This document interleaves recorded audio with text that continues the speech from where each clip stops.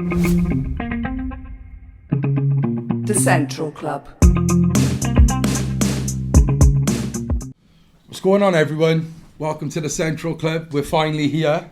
It's been longly anticipated, and I just want to thank everyone who's supported us, followed us and subscribed, and just people who have just spoke about it. And it's been a massive hype. I've had people messaging me saying, what's it about? Are you a nightclub? We're like, no, we're a podcast, obviously. But things have been quite tough the last couple of years due with the COVID lockdown and whatnot. And I thought, what else better to do than talk about it? And you know, I've been listening to podcasts for the last 4 or 5 years, and I've listened to it more than ever during the lockdown. We've all gone through tough journeys in life, and I believe this is, you know, paved the way for me to speak to other people with my journey and get another guest on. I'd like to welcome Luca, who's one of my co-hosts, and also Tom Sage. What's happening, boys? What do you think? I'm so happy to be here right now. Like, this is... It's something I've always wanted to do. I've tried little podcasts in the past, but they didn't really work out because I probably wasn't taking it as serious as then. But I'm glad we're here, bro. I think this is going to be a storming success. Trust me. Yeah, most definitely. We're going to try it anyway. Yeah, definitely, man. I think mental health, things like that, I think it's an important subject. So, and obviously we've all gone through our own demons as well. So it's not like nobody's coming talking about mental health. I feel like it's being pushed more now, but obviously it's still nowhere where it is, like nowhere where it needs to be, type of thing. Yeah, of course. So we're just doing our part as much as we can, really, boys. Do you know what I mean? Yeah. So obviously, for you people who don't know, we're basically going to be highlighting the ups and downs of everyday life, addiction, mental health, suicide awareness, and just general success stories as well. I think in Cardiff especially, and in Wales, there's not enough people who put people up on pedestals. Everyone's out, you know, against one another. And I believe just giving a platform for other people in the city, and then eventually, you know, more spread, I think it'll be amazing. And, you know, just talking about certain things, I know for a fact, growing up, with the struggles I've had these last 10 years, I never had many things I could turn to with the problems I had myself.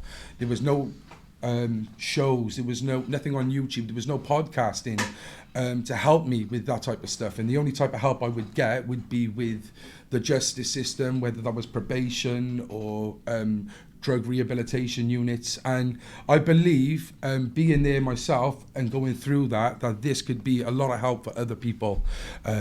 Whether you're in the UK or you're in America, I don't know. Worldwide. Exactly. Anywhere, really.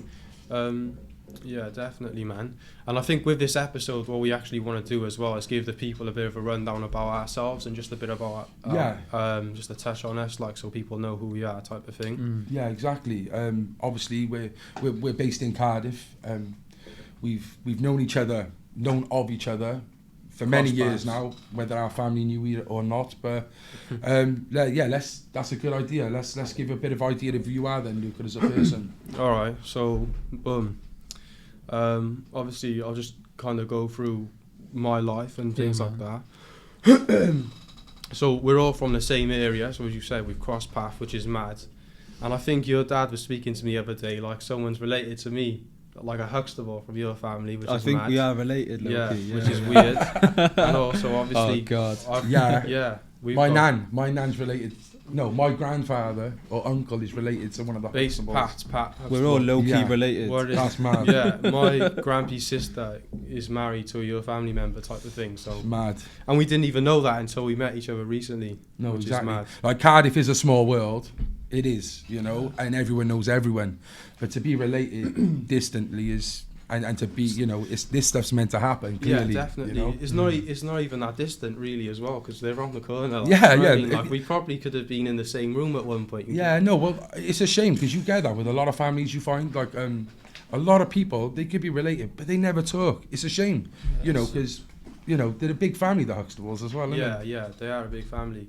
And it's quite like the last name Huxtable and Mace and Sage, they're all quite unusual last names. They're not like, if somebody's got your last name and it's like quite unusual, then 9 times out of more time you are you could be related. Well, especially in Wales, You're either Yeah. a Jones or a Williams or a Smith. Yeah. Do you know what I mean? Like, Yeah. so Mace, Huxtable and Sage is a bit different. Yeah. And for your people out there as well, obviously the Central Club is incorporated with our names as well. So the C for Cullan, T for Tom, and the L for Luca. That's kind of why we came with our name. Obviously being the centre of Cardiff as well. And a central hub. Yeah, we want to be the centre of the conversation, whether that is a musician coming on here releasing his next mixtape, whether that's an actor releasing his next film, whether we're talking about mental health, whether we're talking about domestic violence. We want to be the centre of that topic, and we want to give platforms out there for other people to talk that. And I'm really excited with the people we got on. Obviously, this is our first run in, so we might be a bit jittery, but we're going to go along with it along the way, and I'm pretty sure that we will do well. Yeah. So Luca, you said like obviously you're from Fairwater. You're 21 now, are you? Yeah, I just turned 21 like on the 19th of April, so literally like 2 weeks ago now. And for people out there, then like why do you want to do podcasting? Like especially you could do any podcast. You could jump on a rap podcast. Yeah. You could jump on a football podcast. Why do you want to be part of the Central Club, and why do you want to talk about? I think Central Club specifically hits home as well, because when we had a discussion about where we come from and why we wanted to do this, we talked about mental health. And obviously, I've gone through some dark places. Do you know what I mean? Like I've been quite depressed and things like that. So I know what it's like to be in that position. So any sort of help, I'm there. Do you get me? If I'm given the chance to help someone that was in that position, then I'm all for it. So I think that plays a big role. And I've always been like I like to conversate anyway with people. So it's a good job for me, definitely. Like it's definitely a good role. Like. So what? Growing up in school, you say you had these problems. What are you diagnosed with anything, or is it just like something you battle in your head? Like basically. What do you mean? Sorry for my voice as well. I'm a little bit ill. Hopefully, one of the boys can make me sound good. Like, basically, yeah. I grew up in Fairwater, and you grew up in Fairwater as well. You know where it's like. It's not like it's not really that everyone's got it well type of thing. Do you know what I mean? Like it's always been quite rough. So growing up around fights and like gang violence, everyone selling drugs, things like that. That's what I grew up around. When I was in school, I got kicked out of school. Missed the whole year of school, and this was year 7. Like it's quite an important year. Yeah. And then when I come back into school, I got even worse type of thing, and I got kicked out again. And then I think that was in year 9. When did you pick your options? Year 9. Year 10. Was it 9? I was always told, year 7, 8 and 9, do what you want, mess about. Year 10 and 11, knuckle down. And mine was the other way round. So it might be year 9 you're talking. Yeah, so I think it was year 8, because I got kicked out again, and it was quite recently. It was quite recent, being kicked out of school type of thing. So what they done then was they tried to help me and give me something called a managed movement. Okay. Where the school system would just, rather than failing the kid, they would try and support them. Yeah. So I was put on something called and stuff. I was put on a Cardiff youth mentoring program, where basically I had a youth worker come to my house every day. You know Kieran, don't you? Do you know Kieran from Tatum? Yeah, I think so. Yeah. Yeah. So he came later on in my life, but I had someone before there as well. Mr. Jones, just used to call him Mr. Jones, used to pick me up, take me in the car, take me to facilities, and we'd be around kids. And we'd be doing we'd have a shooter teaching us. It would only be a small classroom of 6.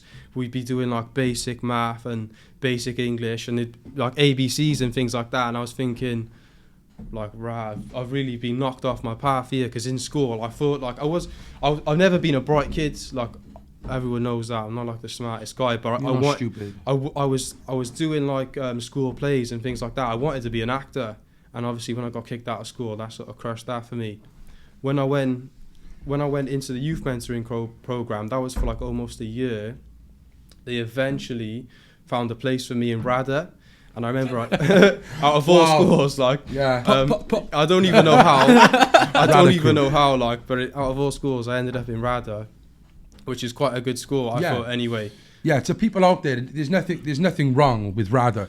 But obviously, when you're saying you went to, was it Cantonian? Yeah, and Plasma before. And also, and then to Rad is a big step. So yeah, you said that you weren't smart, and I completely disagree with what you're saying, because like, just because you might not be academically smart, you actually are a really intelligent guy, bro. Yeah. You're a you're an artistic guy, bro. You're very creative, so never put yourself down like that, because you are very creative, bro. No, I appreciate that, man. I feel like that's definitely it. I'm just not book literate, innit? But like, And there's nothing wrong with that, bro. I have a weird personality where like I get obsessive over things, and then I kind of like learn about that specific thing. Yeah, very I'm- addictive. If you probably know, like if you guys know me by now, I just know weird facts and weird things are very specific. Do you know what I mean? Yeah, I haven't got like a wide sort of knowledge thing. Yeah, but you know, that's good. Like, and do you know what it is? Like you said, you're very easily distracted. You know, but that'll come with age, 100%. Yeah. I was the same thing. You know, if I listened to a song, I'd be, or if I seen like a certain rapper or something, and he was spitting a type of way, I'd be like, oh, do you know what? I want to be like that. Or if I seen someone wearing something or doing a certain sport, I want to do that. Like, I was very like, didn't know where to go in life. You know, and There's nothing wrong with trying to find yourself. Yeah, Do you yeah. get me? You're just finding your way. Well, that's the thing. That's I all think it is. for most young people, they stress about that so much that when they don't have themselves and they don't have the support of friends or family, because obviously not everyone does. It's easy to say I have, but people who don't, you don't like, and you can't sympathise with them unless you have done it. Do you know what I mean? yeah. So I think with high school, definitely, you know, going back to saying what year you had to pick was a year 9. I really think, like I think we had this conversation the other day. We were talking about the army. When you graduate, you come out, you get help after the army, and it's the same with schools. As soon as you're out of year 11, you're gone. You don't get nothing, and you know, I just think when you say in year 9, like, what do you want to do? Pick your thing. I still don't know what I want to do. You know, I'm nearly 30 now, and I'm kind of getting an idea. what I mean want to do. was, But some people don't know what they want to do until they're in their 20s. no, I know. What I mean was, when I was kicked out of school, this is the thing. When I went back into RADA, they kind of sat me down and went, give me a piece of paper, and was like, right, we're going to pick the options now. So what are you going to do your GCSEs? And I was like, oh yes, I'm going to do my GCSEs. So I was thinking, yeah, I'm good at drama and good at art, so I definitely want to get them in the bag. And obviously there was no space in either of those. And then I really pushed for art, because I was like, if I'm not doing art, what am I doing? Because that was me at the time. Like I like to draw and paint, things like that. They gave me a slot on there, and I remember they ended up kicking me off a hat as well later on down. Obviously at that time I was young, so I was in with the wrong crowd, and I probably had the wrong mentality. Do you know what I mean? So like like school life didn't matter to me. Do you know what I mean? Like school life didn't matter to me. Home life mattered to me, type of thing. Do you know what I mean? Like back in those days, it was like all I ever, because social media, obviously it was around, but it's not as, I think it's more popping now. But then it was like, it was just about fighting like Ely, or do you know what I'm saying? Like that's what it was about, and I didn't care about school. Like I was just caught up in that sort of life. Do you know what I mean? Which was bad for me later on, because I suffer with mental health issues. I've got like a psychotic disorder, so that means that like I distort reality sometimes. So like it's more of a it's more of a mild form compared to like being schizophrenic. Like that's quite very deep into it, but like obviously for people with it can go down that sort of path. What I mean by like what I have, basically, sometimes like I make realities in my head and like I kind of live in them. So for example, like I'll think that my own mind is God. So if like it's weird, I know. So I'll be like, oh, like kick that cat. And I'll say no, and you say, well, I'll say, who is this, like, and they'll be like, God, and I'll be like, right, like, what, God, why? Do you know what I mean? Or it might not even be a bad thing. It might be like, oh, you need to go and pray right now, and I'll think that was God out telling me to pray, not me thinking I need to go and pray. Do you know what I mean? So, when you get obsessed with that, which I have, like for years, it's absolute struggle. It's only until I met a few people where I've started to sort of collect my thoughts and think, you know what, like I actually have got a bit of a problem. Do you know what I mean? So living now is like I almost can't even say it. Like it makes me cringe. Like even admitting it. Do you know what I mean? Nah, don't listen. No, mate. it's good. Trust me. It's brave. Yeah. That's You're a massive. brave guy. That's massive to talk about that. you're mate. brave, Honestly, yeah, Yeah. of you course. should be proud of yourself. Yeah, to say, definitely. even say it. On It makes me cringe. Do you know what I mean? Because like when you say it, this is part of it. Is saying it makes it reality. So now my head's saying, well, now you've said it, you're gonna get worse. No. Do you know? No, No, I not at know, all. but it's It's like the other way this round, is the mate. problem. It's the that I karma have. now. You've actually admitted. Do you know it. what I'm saying? You've acknowledged it. But listen, I'm on a way better path now than I was. 100%. Definitely. I think part of that was to do with meeting Sage as well, because I've gone through jobs and things like that, and I've always had support of my mum's. You know, she couldn't do everything for us, safe bro, but she did the best she could. Like, do you know what I mean? Because I didn't grow up rich. We grew up quite poor. Like, do you know what I mean? And obviously my dad as well. He's my stepdad, but I call him my dad because I don't think He's blood good as makes you gold. family. I think that's, my dad is my dad. But yeah, on and off through jobs, I didn't know where I was going in life, type of thing, and I was like, right, I'm joining the army, and I'll learn discipline, I'll be around good people, I'll eat well, train healthy, be fit. Everything was ticking the boxes, and obviously where I've been to the doctors for my mental health, it's all in my health record. So when you go to join to the army, they give you an application to fill out where they'll check your GP and all your medical records. And basically my dreams were crushed because they basically denied me because of that reason. And it was like I was literally going there as a salvation for that. Does that make sense? So I was broke. And I was in a call centre at the time thinking, what am I going to do? And then obviously I met Tom, and I was like, I clicked. I was like, he was cutting my hair. I was like, imagine cutting hair for a living, talking to people, cutting hair. How chilling of a job is that? Like, do you know what I mean? Well, that kind of goes on about, where you're like trying to find yourself, and you was open-minded about cutting hair. Yeah. And that's probably been the best thing for you now. With other jobs as well. Sorry. Some of your bosses ain't really, looking out for you. You're just another number. Yeah. I find with Tom, he's very close to you. Outside of work, your friends, we've got this podcast as well now. Yeah. He keeps eyes on you, he keeps tabs on you, and that's a good thing, Yeah, man. You're not just another number now, you're part of a big movement. Yeah. And I'm hoping and praying that things are gonna go well for you now, mate, honestly. It feels like I'm definitely on the right path right now, and this podcast is definitely medicine for me as well as cutting hair. Yeah. So it's like, when you've got it, you want to give it as well. So it's about helping other people now. Do you know what I mean? Like, Exactly. It's about getting those people that are not on the right path. Don't put them on the right path, but nudge them in the right direction. Just give them a nudge, yeah. Yeah, man, definitely. Okay then, so obviously we just talked about, you going into Tom as Sage Barbers, so I think it's only right really to touch up on you, Tom. Mm-hmm. So what's going on then, lad? Do you know what? Like, this year for everybody, like we said, like you were saying earlier, it's just been such a tough year, and like having like a lot of time on your own and stuff, and being on your own, and it's given us all a chance to be able to make this happen. And everybody's in a situation now where they're just buzzing, they can't wait to go, they can't wait to get out of COVID. It's amazing. Like, honestly, I'm so blessed to share this with you, and the fact that we've got an office, our own studio. Like, it's amazing. Yeah, we're very fortunate. We are Definitely, very fortunate. of course. And do you know what?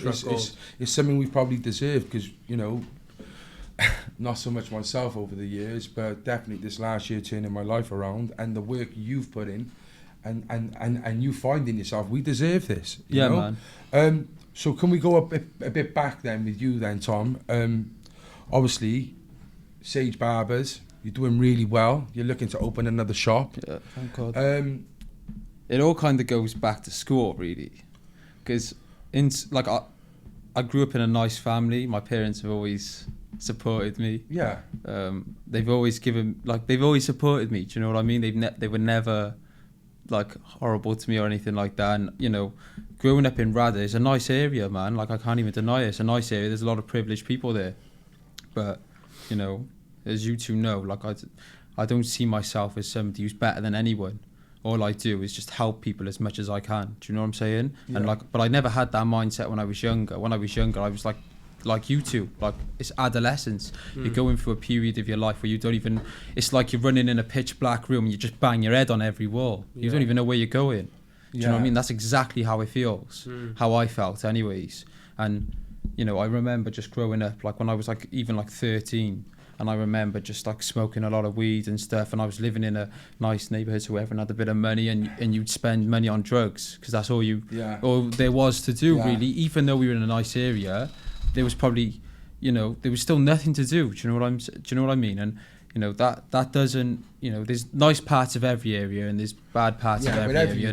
That's what I'm saying. It's the people that make the area, and it's about the community, and the, you know.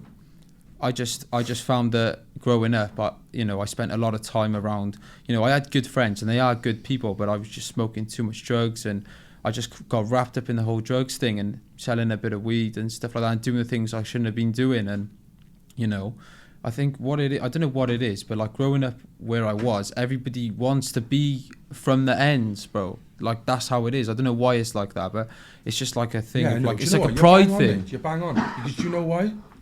You know, like you're from Rada, and like growing up in Fairwater, you'd be like, oh, you posh boys or whatever, and you know, you've said as well. We were trying to be like you. Yeah, but you know what? We were trying to be like you. No, not even that. I'm trying to be like you. No, but literally, that's how it was. No, it's not even that. It's not. We hated like not that we hated the posh kids, but there was a thing like where we were like, you know, you've got it good. Why are you down here with us type of thing? Yeah, but no, it's not even that with me. Like, do you know what it was with me? I swear to God, there was that divide. Don't get it wrong, like but you know what? It went even further. So you wanted to be like the Fairwater boys. I wanted to be like I was from London. Do you get me? Like I was like, do you know what I mean? But you know I'm trying to be hood as well. But you know I tried spitting like I was from London and stuff, and dressing like. That's what it was with me. Like everybody's aspiring to be like them. But you know what's funny? Yeah, in life, actually, you realise that your start of where you come from. Of course, that helps you. It definitely does. If you've got supported family and finance, yeah. But actually, it's the individual. The individual is the thing that drives whatever they're going to do. Yeah, and how you alter that and how you find who that individual is. It's about living a rich life of experience, and that's all I wanted to do. I just wanted to experience so much at a young age. Yeah. And I still I think like that now. Do you know what I mean? Like, that's why I just take risks. And anyways, like, still, when I was younger, I wanted to be bad, bro. I wanted to be somebody from a fair, because I wasn't a Rada boy originally. I was from Canton. I grew up in Canton, and then I moved to Rada, and it was a shock to me because I was just seen as this rough kid from Canton. Yeah, in Rada. But in Rada, you look like the that's what it was. I swear. And then I was just like, I get that. And I was just like, wait there, like, nah, this is like. But then it does mould you, who you're around, mould you, as you know. Like the 5 people you spend the most time with is basically you. Yeah. Do you get me? So that's kind of what happened to me. And then I went to Radicomp then, and I, you know, just went through high school. I was just a normal high school kid. Like, I just did my thing, and I was okay. I was quite smart. I did a few, like, I wasn't A star. I was just C's and B's. Like, I just got my GCSEs and left. And Did then, you know, like, business was what you was going to get into in school, though? Do you know what? As a kid, I was always used to watch, like, rap videos and stuff. And I used to watch, like, I'd always watch MTV, and I'd watch, like, the rappers, and I'd be like, oh, yo. Do you know what? And it was weird, because even at a young age, it wasn't about the cars or anything. I just wanted to be, like, a businessman. But busy on the phone type of guy. Yeah, that's it. Yeah. But, like, I've realised it's not even, like, that's just in itself is just a social construct that those rappers paint. It's not even like that. Why do we always want to be the boss? Yeah. It's not like that. If anything, you work twice. You work 5 times as hard. What does Jay-Z say, bro? Everyone wants to be the boss until they are. Yeah, it's true. Everybody wants your position until they realise what it takes to play it, and that is literally a fact. Like, so. I just grew up, I was inspired by that. I just wanted, I liked the idea of business, and I liked the idea of being connected with people. I liked the idea of talking to people and inspiring people and just being around good people. Do you get me? Yeah, person. Yeah, man. Yeah. So what was the transformation? Was it coming out of school? Did you go to college? Was it, because obviously, you know, it's a big step from being, you know, addicted to weed, selling weed on the estate, you know, not the most intelligent in school, maybe lack of concentration of what it was, or not wanting to know what you wanted. Yeah. Like, what was the leap you took then from there to actually saying, do you know what, I want to be a barber, and you know? So at the time, I was like in a really low place, and I remember just like, I've always like written music and stuff. I remember just writing music in my room, like, smoke a lot of weed and stuff like that, and I just wasn't like, drugs was a big thing. And I remember just that I was like in a really low place, and I just thought like I'd miss college. I'd come home and my mum would be like, "What are you going to do with yourself?" and stuff like that. And Miss college is in like what, missed the day? I was doing business in college, right, so okay. I was doing business studies in college. But let me tell you, business studies in college is absolutely nothing. Like, it teaches you how to be a manager. It doesn't teach you how to be a visionary. Do you get me? You can't teach that. That's just something you have. Like. Not saying that I don't mean it like that, but like it teaches you have your own vision. Everyone's got their vision. Like. And so basically, I remember just thinking, this just isn't the one. This is just not me. And I remember my mum used to say to me all the time, "You'd make a class barber." A class barber, is it? Is that what she said? You'll make a class barber. Yeah, she was like, "You love your hair, you love your style, you love." Like, I was your always mum in put school. You on then, really? You know, I used to live by hair. I'd always have mad haircuts. Anyone who knows me from school, I'd have like the Joey Essex haircut. I'd have a crop. Yeah. And I'd even tell people, I'd be like, "Oh, you should do this with your hair." So it was always in It was you. destined, bro. Yeah, of course. And then I remember just connected the dots. Like. So I remembered, it was crazy, right? I was actually going to buy weed off somebody, and I was walking down the road like that, and I look to the left and I see my mate, who's one of my best friends now, Pav, and he was like, I said to him, "Oh, yes, bro." I was like, "Oh, your dad haven't got any space in his shop by any chance, is he?" He goes, "Matter of fact, he's looking for someone." Called him. Within 2 weeks, I was like on the shop floor, and I was starting my hair journey, bro. How old are you? I was 16. And that was in a shop called Bentley and Co in town. Yeah. If people from Cardiff know, the older generation, that is a legendary barbershop in Cardiff. I owe Panny everything because he saved my life, bro. Because I probably might have been selling drugs, or I might have been even worse than what I was. Yeah. Man. So yeah, but that's where I started off, man. That I started there, sweeping hair for £50 a week from ACT training, and I did that for like a year, £50 a week for a year, and that's all I earned. It was like £1 an hour, and I remember just doing full days, just grafting, and then what I would do when I started to learn how to cut hair, then I'd do 50, I'd do that, and then I'd go home in the evening. So I'd wake up at work at 7 o'clock, I'd get into town for 8, I'd make sure I was on time, I'd finish work at 6, get home for like 6:30, 7ish, and then I'd cut hair then, when I started learning how to cut hair, to like 11 o'clock at night in my front room in my house. I was doing long shifts, really long shifts. Was it a passion then? You know, like, because obviously some people will want to come home after that and just be like, it clearly was obviously a passion for you, like you say. I was just never afraid to work. I've worked everywhere. I worked in Edinburgh Willen Mill, stacking old people's jumpers. Just get my hat from it. Yeah, man. I was never afraid to work. I've done the maddest jobs. Always, like, yeah. I've done 12-hour night shifts at garages, Domino's, things like that. Like I've done a lot of mad shit. I'm sure I've seen you driving a Domino's whip before. Yeah, moped. I swear I was gonna like rob it the one time. Amazon. I was at Amazon delivery driver and I got robbed. Just robbing the pizza. I don't want a van. I just want a pizza. Little Luca, man. I got robbed in an Amazon delivery van. True story. In Newport. Oh yeah, you told me this. Bunch of Romanians. Romanians, and obviously there was like 20 man as well. They seen the Romanians robbing at me and they jumped on it. Did they take the van? I was out. No, they didn't take the van. They just took everything inside. Like I was there like eating my food type of thing. Did you just let it go? Like, obviously I had to ring them up and say like what happened, and I had to write a statement. Yeah, fair play. What they say? I've just been nicked. Like what they say? Well, the people. No, Amazon. Yeah, no, Amazon was like, oh, just wait there. I'm gonna get someone to come to you now. Have you got any parcels left? I was like, oh, 1 or 2. I had to deliver them 1 or 2. Like, met some guy. He took the van off me. I just had an early finish. Like. Imagine if Jeff Bezos just turned up with a gun, just like, where are they? Well, that's the thing. The person who turned up for the van, Chanik, what a guy! Like, he is class. Yeah, but he turned up and he was like, "Oh, if I was there, like, he wouldn't have none of it." Job's worth. He loves his job type of thing. But I can't lie, he's a class guy. Fair play. Yeah, like with Amazon and stuff like that. Obviously, I remember like when I used to shoplift and stuff. Like places like Tesco's, these big companies, they have. like not funds, like pots, innit? Of people, like, obviously, when they, like, wastage and whatever, they have, like, a couple million every year for if people do rob and stuff. Like, the money's there, it's not a loss to them, like, do you see what I mean? Yeah, I bet they didn't obviously even care. They have write-offs. Big companies like that, they write Yeah. off before they even get robbed. Yeah. They wrote off like 10 mil, like, for the month or something. And Amazon, come on, during this lockdown, they have been smashing it, so... Oh, they've made the most money. 100%. Like, they have, like, Jeff Bezos just become, like, the richest man. Yeah, like doubled his net worth. Like, he is Yeah. literally killing Pretty it. much. Mopping the floor up.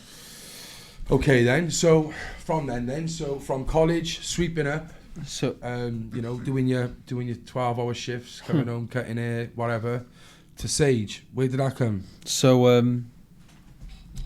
I remember I was going through a bit of a toxic relationship at the time and stuff and whatever, and I remember just like, I was going through a mad time in my life as well, and I just think I made the decision to just move from there because it was just getting a bit stale for me, and I just needed to be closer to home where I live.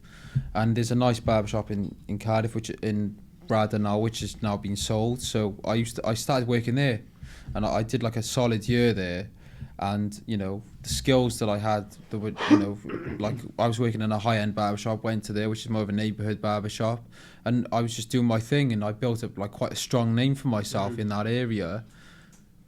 Sorry, Ro, I don't mean to talk over you. No, it's cool. I remember, like, at that time in your career, hearing about you cutting hair, like your name popped up somewhere, and I kind of went on my phone and checked, and I was like, oh yeah, because you used to post haircuts, didn't you, at one point in your career? And I kind of wanted a haircut off him. I never ended up doing it, but you were definitely on the list, like. Sick. But just you weren't convenient. That's good to know. And it's amazing to think how branding works now. I was just posted haircuts every single day. I started this page, and I remember I started it. I called it the Renaissance Barber. Yeah, that's like, why. so, when you like have an email like years ago, like Tupac's Lover, or like 50 Cent for Life at hotmail.com. Yeah, It's like Hotmail. the Renaissance Barber. I just remember I liked Renaissance art, and I just was on some posh vibe, and I was like, yo, let me just go high end with it all, and I just called myself that. And then it transitioned then to Tom Sage Barbering, and then I started to build up quite a following online. Yeah. And at the time I was working there, and I just, at the age of like 17, 18, I always had a vision of like, I don't know, I always wanted to, like, as my passion grew, I always wanted to grow a salon, and a chain of salons started to become in my mind, and I was like, I'd love to do that. And I thought, nah, this is what I want to do. And I remember I was like young, and I was like, I'd work till God knows hours, and then I'd come home, and then I'd like start designing training programs and plan my salon. Oh, that's amazing. And That's next level, like, serious. And I was doing that at 17, 18, and I was just thinking, why am I doing this? But like now it's come back to benefit me, and I just remember writing for hours. Like I'd type up like, so in Sage Salon, everybody has to wear this, and people have to do it. Yeah. And I started breaking it down to the service, and I scripted consultations, I scripted everything, I pretty much systemized a lot of the business before I'd even opened it. Yeah, like 2 I was years. going to say, you were set before you was even qualified, basically. Was. Yeah, definitely. A lot of people just procrastinate at that position. Like, everyone comes up with a good idea, I want to open a shop. It's doing the hard work, making the scaffolding, the back putting pen work. to paper. The foundation. People don't actually like get it written down. They don't materialize things. They just make ideas, and an idea is useless, isn't it? Yeah. So if exactly, bro, that's exactly it. And if you look at a lot of businesses, and this isn't, I'm not outing anybody, but a lot of businesses, they know how they do what they do. But like, imagine if you wanted somebody to replace you. How do they know exactly how you do it if you haven't written it down, or there's no workbook to work from? It's the same as Red Brick. Like they're gonna have to systemize their business. Yeah. It's the same as this. This is systemized, so we know now. Like this is how things run in order. And I just wanted to do that. So because I'm a bit of a perfectionist and a stress head, I just wanted everything to be in order, so that if I ever wanted to open another salon, everything was just, I had my dominoes in order. And I was thinking about that at like 17, 18, and just thinking, like, I don't know why I'm doing this, but it just feels right. Right. I think it's mad to say, but I think some things like that you're born with. It's just the type of person you are. Like we said, you either have an addictive personality, you're easily swayed by something, and I just think being very. It's like OCD in a way, but it's very like organised. I think some people are just born with that, like, and you know. But when you say stress head, then yeah, he was a very stress head, or like, how do you deal with that? I don't know. Do you take days off and do this? Do you listen to, like, what do you do to keep yourself checked if things do boil over? So obviously I used to smoke a lot of weed, and then during that period where I was working there, I actually was sniffing a lot of cocaine as well, and I was just out every weekend sniffing cocaine, smoking and this and that. And I remember having panic attacks smoking weed and stuff. And I remember this one time, and I was still going through that relationship at the time, which wasn't like in the best way. And I just remember waking up, and it was like I'd been to go and see what's that thing? It's like basically all the old Ibiza classics, and someone does it. I can't remember what his name. P-Tong. Yeah. And basically, I remember waking up the next day, and it was late, man, and it was late in the morning, early afternoon, and I just remember like closing my eyes. I'd had no sleep, and I just thought, there's just no way, like, this is what life's about. Like, I thought I was going schizophrenic, like I could hear voices and stuff, and I just felt like I was going mad. I was off my head, but I was still driven, but I was like a little bit lost, and I didn't know who I was, and I was like, I feel like I'm outgrowing the shop where I'm at, and I'm outgrowing my boss, like.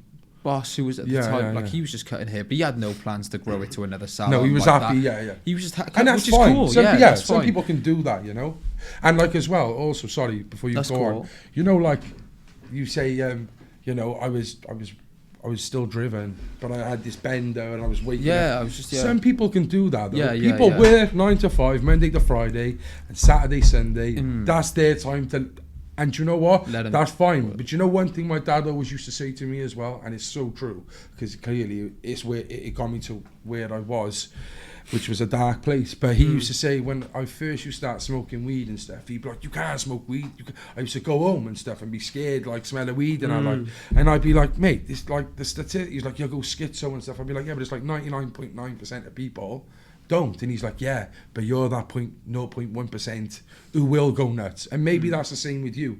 Some people can, you know, have a spliff at night, spliff in the morning, they do it to function. Some people can have a sniff all weekend.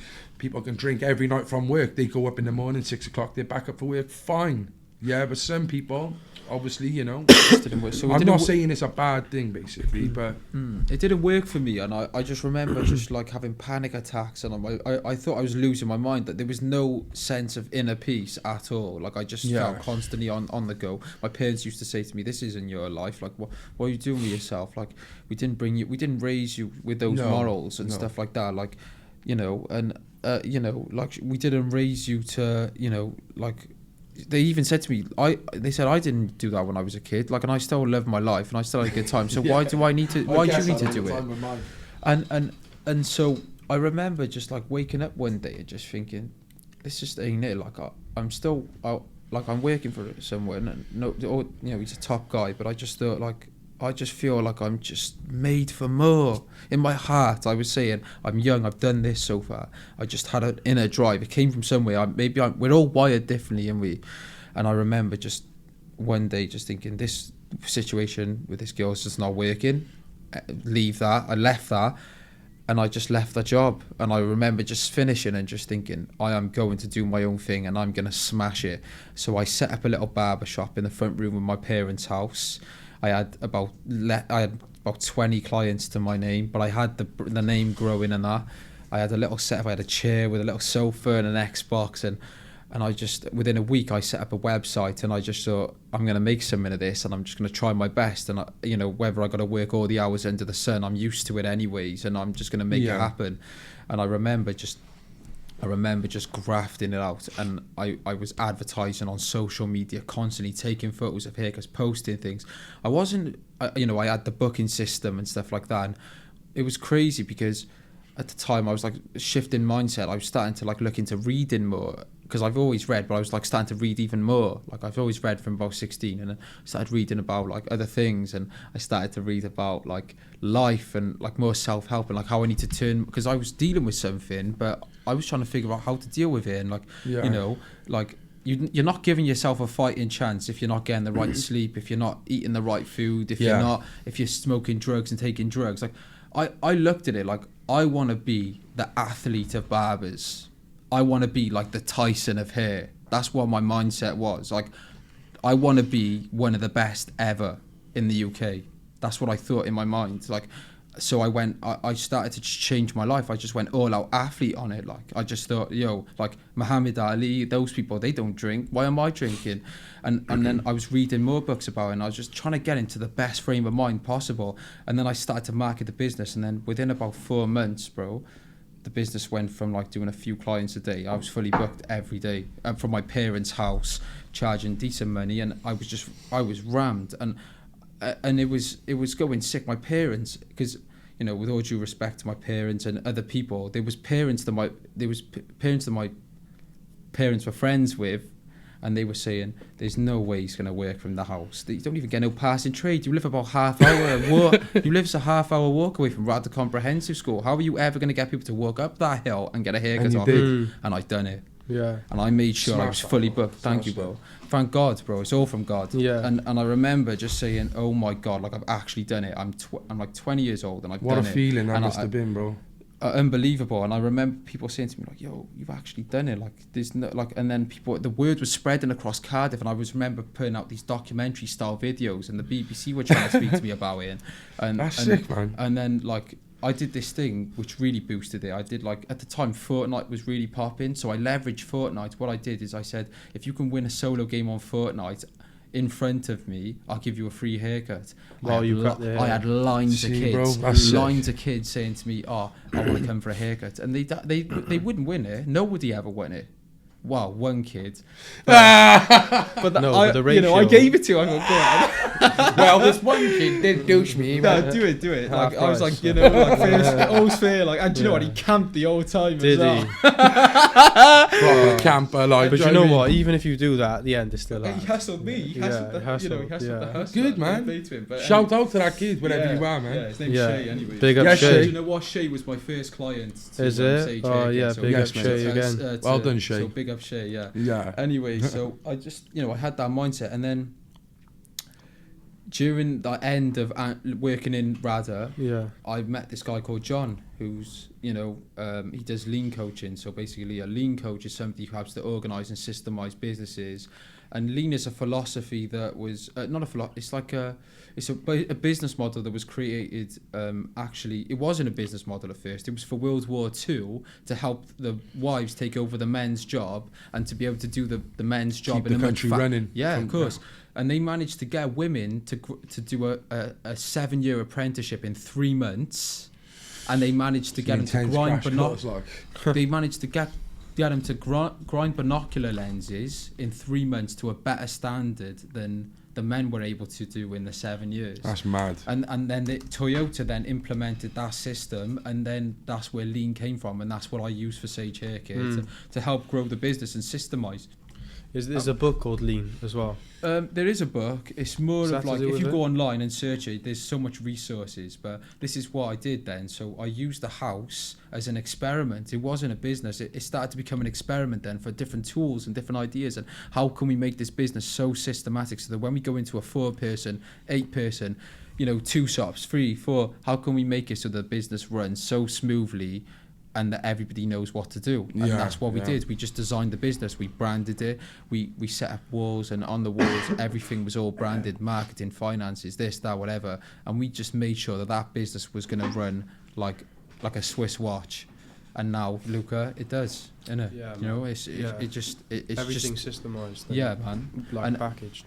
But there's room for creativity as well. Don't get that twisted. Like we come up with ideas all the time for how things can change and improve. But that's how Sage happened. And obviously, what was the most standout part of that whole process for me was like at the 4 months into starting the business, I remember I was earning more money than I ever had before, and I remember just thinking, I'm just still not happy. What is wrong? Why am I not happy? Like, there's something missing still.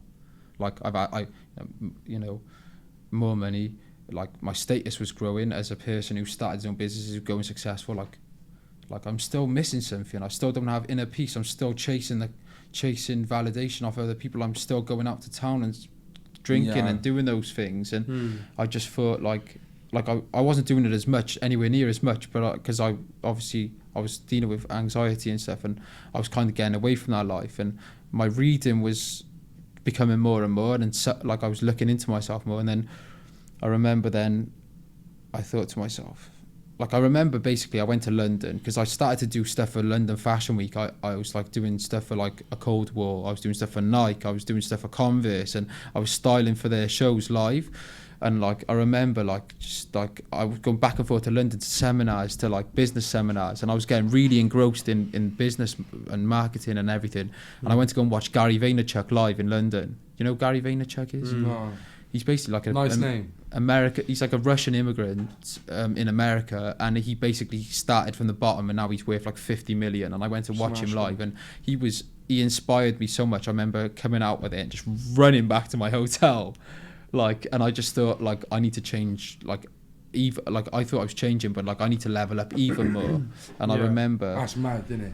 and I remember Just having That's mad. Like I knowing ha- you have to go back and change it. And I had a phone call then off this guy, but this is crazy. This is when the story goes mad, because I remember a phone call off a guy who was on the like actually from the show working for him, and he goes to me, "Hi, this is Zebby. I was at the show," and he said, "How did you find it?" And I was like, "Oh, do you know what?" I was like, "Oh, it's just made me start to believe more. What about my purpose? Like, why am I doing this and it's so going successful, but I'm still not happy inside? Like, there's still something missing."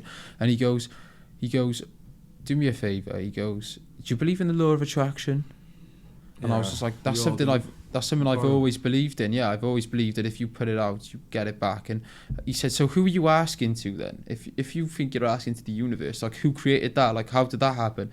And I was like, and then all of a sudden the light bulb went off, and I was like, "Oh my God!"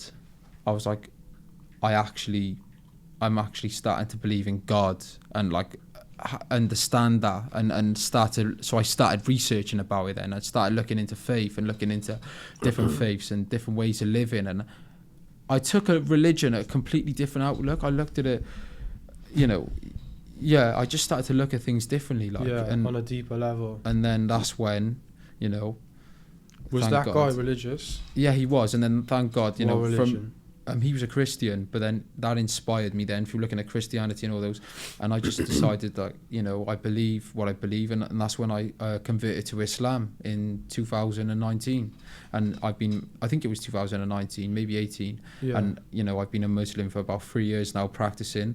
Not many people know this, to be honest, but well done, there's bro. people that man. there's people that know, but there's some people who don't. People would be like, "What?" But I'm proud of it. I'm proud of my religion, and I'm fasting right now. I believe like that is my belief, and and most people, 99% of people have been open-minded and accepted it, and the thing is with religion, sometimes there's a stigma around them, but you can be a normal person and be, do you know what I mean, and practice your faith as well. It's just whatever is your thing, but everyone needs to find their path, and like even Cullan now, he's found his path. He's started to go on to his thing, and it's amazing to see how he's transformed in such a short space. It's just who you're around. That's all it is. And 100%. You could go back, or like look at you. Let's go back to you. Like you can see the change. It's remarkable, bro.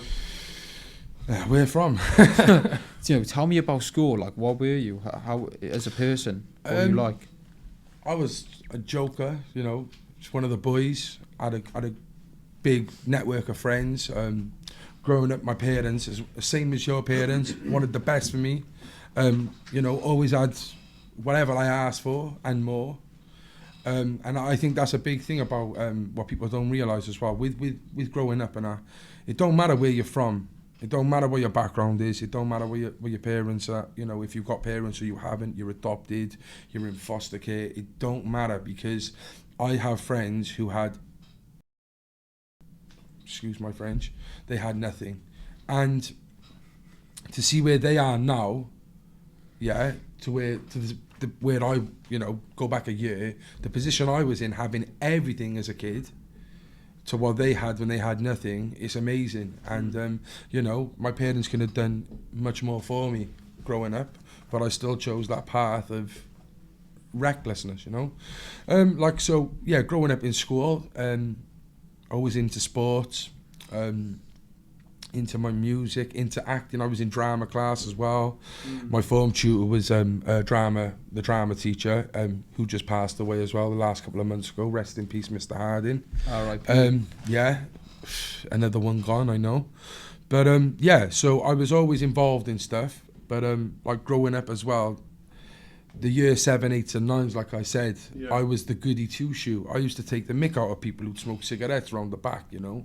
Put that away, you know. I was just a goody two-shoe kid, like, you know. But I was funny. I weren't like a nerdy kid or whatever. But I was a nice kid. I remember going to Llangrannog with the school in year 7 or 8 and ringing my mum and dad crying to go home. I cried to go home. Like I was scared to leave my house, and you know, if we should have sleepovers with the boys, I'd go home and Al at like 9 o'clock at night, say I'll be back now, and I'd go home crying. I was a big baby, like, do you know what I mean? And then year 9 and 10, 10 and 11, it just switched for me.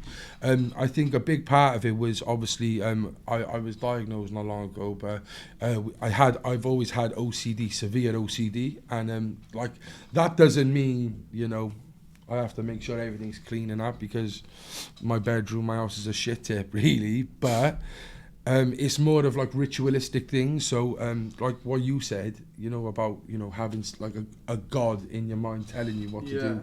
Well, basically, I'd have rituals that I'd go through on a daily. You'd have your standard ones, which a lot of people are quite common with your equal numbers on the volume, or switching off lights and putting your trainers in a place. But then also I'd have rituals which would just go in my head. So like you said, kick a cat. It was never that extreme.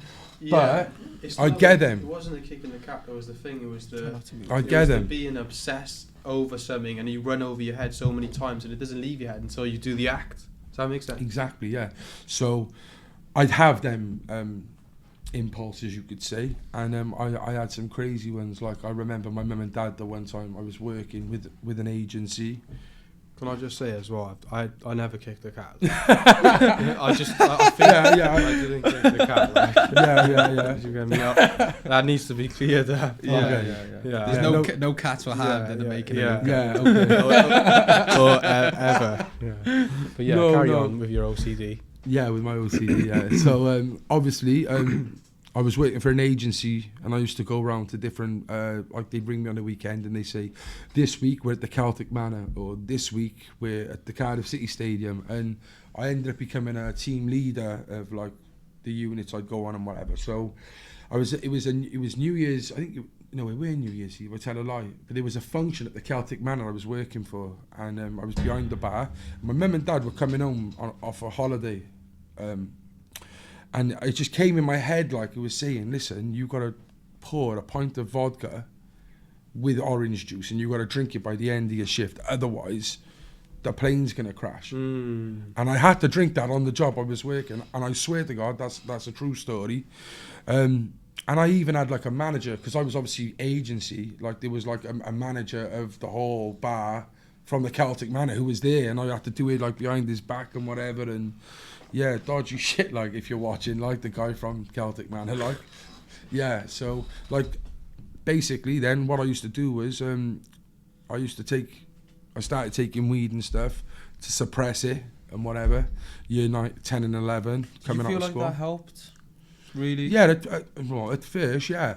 You know, when you first start blazing weed, you do it for the munchies and the giggles, don't you? Was it an everyday thing, your OCD? How severe? Yeah. Well, a boy like any of the boys I grew up with, I'll tell you, like, I used to walk around the lampposts on the road. I'd have to walk on the outside of a lamppost. Pavement slabs, if there was a crack in the slab, I'd have to like go over there. Yeah. I remember before I was getting chased by the police, like, and I missed the lamppost. I was running off. Yeah, I'd have to run back and touch it. I missed it, so I had to go back. And the cop was looking at me like, what's he doing? Like, yeah. And then I remember there was a couple of us, and one of the boys was like, what's he doing? And then one of my mates, who was always with me, was like, it's alright, he's missed the lamppost. You'll be back. Knew the score. Yeah. Do you get me? Yeah. I've done it before. Yeah, I've done it a few times. I remember the one time I had to jump over the wall, like, And then I jumped back over the wall and jumped over it again. Yeah. Like, people were like, what's he doing? Yeah. Ask Cullan, he got OCD. It's weird. I used to play baseball. Baseball was big. British baseball was big in Cardiff, Newport, Liverpool. It's a dying sport now, which is a massive shame because it's amazing sport and it's good for the summer and whatnot. But I played baseball and I remember I used to, I was base one, so obviously you get the bowler, the backstop, and then you got base one. So obviously if you bowled it and the batter hits it, if you catch it, you throw it, you out, catch base one. And I remember they used to throw, I went through a stage where I had to bite things. I used to have to chew on things and like hit it like 4 times, like, so it was You like, never chewed on the baseball bat. mate, did I you? swear to God, I used Well, before the I used ball to or get the a bat? batting, before I get a batting, I used to like tap the bat with my teeth, like, Have you ever not had like the balls to whack your him, head? like, That's mad. The balls are hard. yeah, no, listen to this, Not like, bad, you no, ask any of the boys who remember, like, we used to, like, we were a good team for our age as well, like, 15, 16, 17, growing up before we went on to the men's, right? We were unbeatable. Fairwater, trust me, we smashed it. Big up to that team, by the way. But I remember I was base one, and we used to have Lewis Bratchett, who was amazing bowler, and Clyde in the backstop. I'd be on base one, and we bowl out people for fun. But then some of the batters wouldn't even bother running to base one because they knew that they were out, you know. But the ones that did, when he used to come to me and I catch it, I used to catch it and like tap it before I hit the base, like, and I didn't know what it was. I knew there was something wrong with me, but I didn't know what it was like. But it was just a mad illness. When you think of something, you Yeah. can't get it out of your head. And I had to do these things, otherwise something bad would happen. And people used to say, "Well, just don't do it. See what?" And I was like, "Nah, That's why they call I'll it never let it get to that." obsessive compulsive disorder. Bro. Yeah, it's a compulsive disorder. Yeah, man. So that was how. And then that's what kind of led me on to taking drugs. And then coming out of school, I started getting into music and what, and like you said, beefing the other side, the other postcode, the other side of the anyone who was not in your postcode was an enemy. yeah. We used to send for music, and I remember fight that on. era. I always think, even though it was quite like, it was a mad time in terms of obviously violence and that, because your mates are getting jumped, you're getting jumped, you're jumping people. I always think of that time as quite a sick time to be alive. Yeah, in. it was fun. Like, that It was fun. I love that so much, man. I'd run all the time though, like Yeah. Oh, I weren't exactly like gay. I was gay, but I weren't like You weren't a some of the gay. boys I was with were like on it, like, do you know what I mean? Yeah, Like, man. And yeah, they were exciting times, and you know, Fairwater Ely was a big thing back then, and like, you know, it was one of them things you'd ask your dad, like, why, what's the beef for? And he'd say, I don't know, ask your grandpa. It was one of them things. Yeah, it went on for generations. Yeah, you know. Generations. Even my granddad. as well, grime was just starting to bubble Yeah, up, and like so all the like so UK we were rap incorporating our music Yeah, into I mean, it. That Yeah, was it. and it was Underground as well. you know, 2005 to 2009 was sick. It was sick. And like, as well, you know, you and talk fashion about, was like. yeah, and you talk about technology and that now, like, I remember a Samsung or the Walkman with the speakers, and that's when happy slap videos were about, you know. Yeah. You know, like, people, like, you'd be watching videos of people just getting whacked, and you're like, yo, this is in London, and the picture be pixelated as well. Yeah. Be some guy on a train getting whacked, and you'd be like, oh, it's rude, and then we do it ourselves to people, but you know what, them Culture was years, different you then. know, when you're young, you know, it is what it is, but them years were like the best years of my life growing up. And then I took the turn for the worst. I kind of I fell out with the boys I used to chill with properly. I took myself away from that group then, and to deal with my OCD and whatever else as well, I started taking heavier drugs. Obviously, you know, used to go party, sniff cocaine, take pills, take mushrooms. How old are you? That's at what this you time, do. Paul? I'm 17, 18. And then I got myself involved with the wrong crowd. Started smoking crack on the weekends after sniff. From the crack, then I was smoking. I was chilling with like dealers, and I was chilling with. You know, I'm not going to go into it. So wait, let's go back to Okay. like. So you were going out. You were taking cocaine and stuff like that. Like Yeah. what most sort of teenage kids experiment with, whether you're in uni or whether you're not. Yeah. Like people, it's like rife, isn't it? Yeah, cool. What made you think like to pick up that pipe and have the feeling to I'm gonna smoke crack? Like, The crack were... how old were you when you first done that? Like, how did that come about? I was about 17, 18. Do you know what, though? On a serious note, you know, the crack, it's not the crack that ruined me, it was the heroin. But you know, the crack in Fairwater, in Cardiff, it's not even that deep, to be honest. You'd be surprised how many closet smokers are out there, or how many people on the end of a night in a kitchen will smoke crack, or will have sniff and then wash it back. You'll be surprised. Yeah, Trust me. It ain't the crack wearing the issue for me, you know. My issue was when I took it that step further, and I still questioning now why I did that. You know? What was it like the first time you ever smoked crack? What did it feel like? Yeah, what was that? What was that like? Because you must have been sat there. It come to work. It come to you. It got past you. Remember it? Yeah, kind of. If I don't remember that time, I'll remember the second time definitely. Do you see what I mean? Yeah. I think the first time it might have been a half-hearted, like, yo, do you want to try some of this? It's like, oh, it's Like, crap. tell us the story, Cole. The second time when I embraced it because I knew it wouldn't kill me, it was nice. It was nice. You know. What, nice I would never Feel good, nice? feel good nice. Describe the feeling in 3 words. Intense. Take your breath away, and your ears ringing. That's like, insane. It makes you What, does it think last like, long? what? No, it Anything don't. like a nitrous And that's why oxide balloon? it's so You know the destructive. balloons? They say that's like a How hippie close crack. is that? They say them balloons, the crackers, they call it like hillbilly crack. Have you Is ever that done what it one? Yeah, Mad. What, do you reckon they're the same? Or it's not the same, but it Close. is like it. Yeah, the ears ringing. It's and like you that. leave your body for a second and you come back in. Yeah, but you know, the same with any drug. You know, after you take it once or twice, you're always chasing that high, and it'll never be the same. And that's what you get with crackheads. They always want to get that. And if you're not taking something to come down to say, you know, snap you back in or bring you down to say, oh, I don't need no more crack, you'll keep going out. That's when you get people stabbing people up and up. Proper full-on crackheads, The addiction takes jucking up takes dealers, place. runners, you know, and you know, we've seen it out there. We see the destruction it does. You know, it's on the news every other day.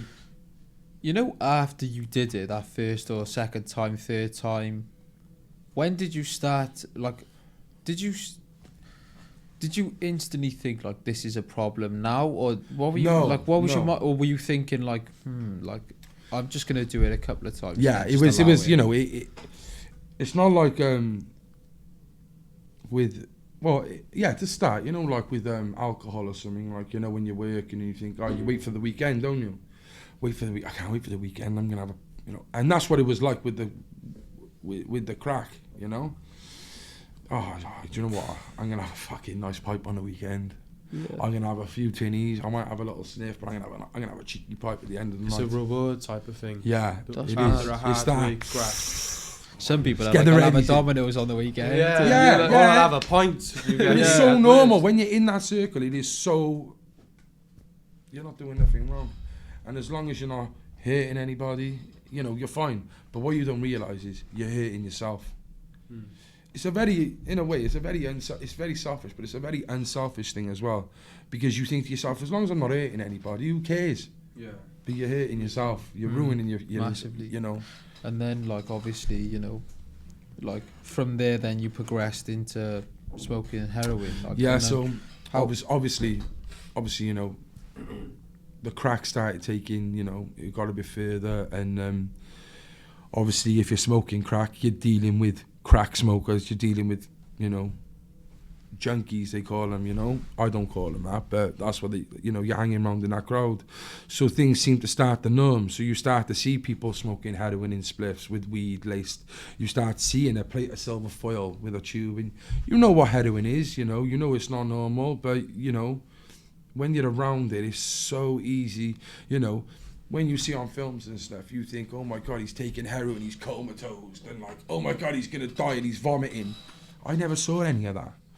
I saw, right, people out there, and you know, I'm not going to say no names, but I used to think I was cool as... I'd be sat in houses with a bowl of weed, you know, big lump of crack or coke being ready to be washed back, a lump of gear, and people would be rolling spliffs, and we'd be blazing music, and we'd be lacing heroin, and I thought that was cool. I wasn't paying for none of it. It was just the people I was hanging around with, and they were, you know, sorting me out, and I thought it was cool, you know, and from then, that's the one which was really like, you know, it took me a year to become addicted to it, but it had me from the moment I took it. What do you mean then? I mean, for a year with heroin, it's physical, yeah. You know, with crack or with weed, it's mental. You know, you want it, but you can go without it and you'll be okay. With heroin, obviously, you take it. If you get it enough in you and smoke it, you know, your body becomes like dependent. You know, you're a prisoner to it. Like you can't go on holiday. I can't go to Spain with my missus, or I can't go to Spain with my family because, you know, you're gonna go without.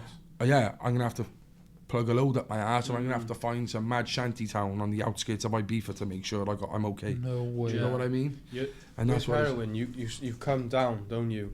But you don't ever return until you've taken it. So people think like you take heroin really to feel normal, don't you? Yeah, that's what it is. Not to get you high, don't get a buzz. You take it. Here.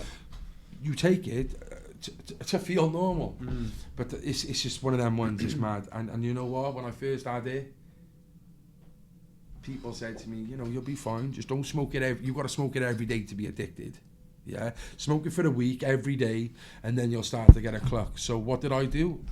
It's a classic word. I danced with the devil. You know, I thought I was beating it. So every time I have it, okay, I won't have it now for a week. Then I had it again. It was like the crack was, you know, that buzz. Then it got to 4 days, every other 4 days. Then it got to every 2 days. Eventually, it became every day, and you know, I'll never forget the first time I actually smoked it, and I stopped. You know, I stopped, and then like the next day, I woke up feeling. It weren't like I'm smoking heroin because I want that feeling. It was I'm smoking heroin now because I'm clucking. You feel bad, like you felt bad in yourself. Yeah, like you felt like you actually felt ill. I was sweating. I was cold. I was scared of being in public. I didn't want to get up. It's disgusting. Off heroin now. Yeah, when I needed it. I remember I used to work in what job was I in at the time? The Sandmartin pub just opened, and I became a commie chef sort of thing. And I remember that's when like my habit really started, and I remember training, and just all of a sudden, just from the night before using, I'd come in the next day to work, and all of a sudden this wave came over me where I was vomiting, I was shitting, people were trying to talk to me, I couldn't talk, and I had to leave. I got sacked from that job as well, eventually, but it's not a life, and from then, it just became for the first couple of years, I used to try and hide it from people and try and blend in that I weren't a druggie, but everyone knew, everyone who knew me knew. My parents, it took them a year or two to confront me, but they knew. They go down the local pub and people say, I heard Cullan's chilling with so-and-so and taking that. It's, and as a typical addict, all you do is deny it, and you're never honest with yourself. And it was like that for a long time. How did you get So out? how did you, because, we're going to go so much deeper into this in the next, episodes. How did you come out of it, and, how are you currently, what was that? So obviously at the moment now, I'm in a real good place. It's the first time I've ever been clean off methadone or anything, I'm totally teetotal. The only thing I am... Yeah, thank honestly, you. Well the only done, thing man. I'm on now is something called Buvidal, which I'm become a volunteer, which I'm actually applying for their job now, which is helping other people come off all methadone and Subutex, all these other substitute drugs which don't really help. You can still use on top, and they found this thing now called Buvidal, which is an injection you have once a month. You're very clear, you don't get any Side effects. And yeah, if my leg snapped and they tried to give me morphine, it wouldn't work. If I wanted to take a load of heroin, it wouldn't work. And that's what I'm on. And you've got to be ready to come off, to go on this. It's not a wonder drug. It's not like, find every heroin addict and give him that. It won't work, You've got to be ready to come off it. Otherwise, you'll be in some real head mess, So there was obviously a defining moment before that, wasn't there? There wasn't just I'm going to take this. And what was the mindset shift? I'm never doing crack or heroin again. So last year, a friend of mine passed away. in 2020 anyway, the turn of 2020, I could tell like it was coming up to a decade of me being officially hooked on heroin, and my insides, I could feel a change, you know? I could feel I'm going to die.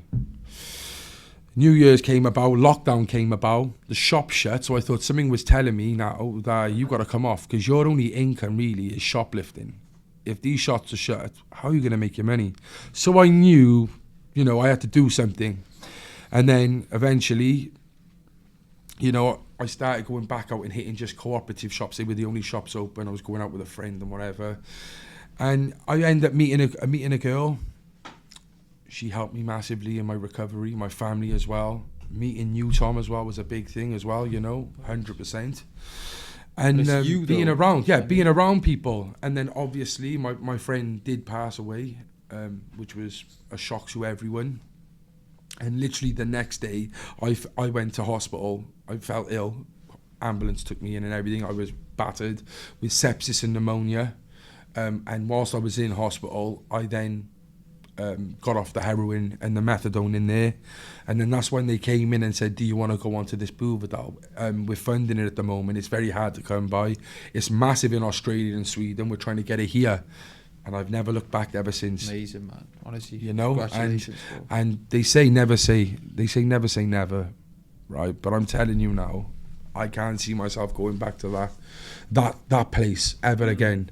I might not ever get out of the heroin game or the drug game because I want to help others in it. Yeah. But I will never take drugs again. Yeah, I promise. Very glad. So, jeez, I'm so happy for you, honestly. And do you know what? Like, the change that I've seen in you in the last year, from when I first met you and I gave you that haircut for the first time to now, you're like a different man. You're a different person. You're not the same Cullan. You're switched on. Do you know what? You've become a man who is now looking to provide for a family, bro. 100%. You've become 100%. A man. You've taken responsibility, and with responsibility comes meaning. You've smashed it, and you should be proud of yourself. Thank you, brother. I really appreciate it. Yeah, and Luca as well. The change I've seen in you has been phenomenal, bro. Like, you know, you came to me, you were working in Amazon, you were like, I hate this.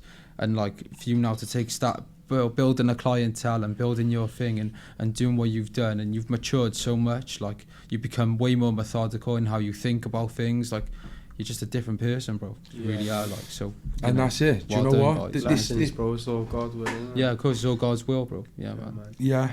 And that's why I think doing this podcast, the stories you've been through, the success you've had so far from where you was, the knowledge and experience I got from where I was and where I am now, I think we could bring so much to our podcast. And that's why we're doing this. We want to help other people. So if there's anyone out there who might have, you know, some stories which are similar, you know, we're going to be setting up a forum soon. We want to interact with our guests and that as well. We've got some great guests lined up. You know, we're really privileged with the people we've already got, you know, accepted coming on.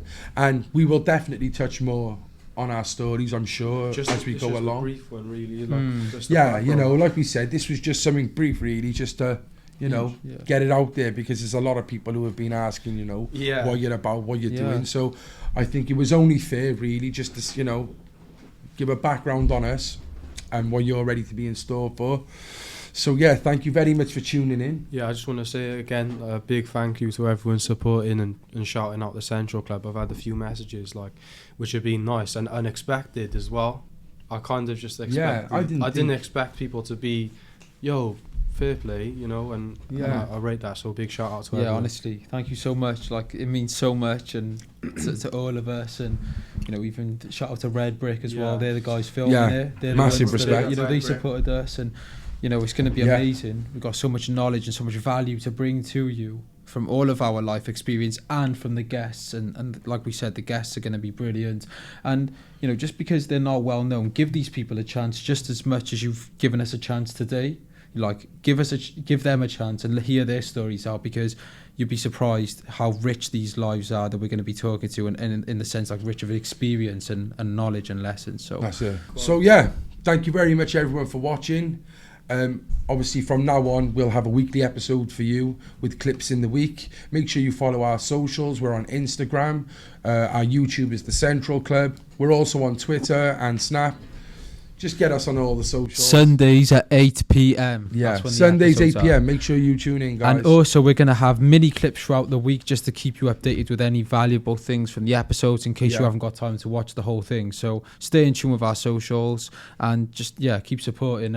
And also, if you see a sticker, tag us. Yeah, I'm pretty sure you will. Yeah. Amazing. Take care. The Central Club.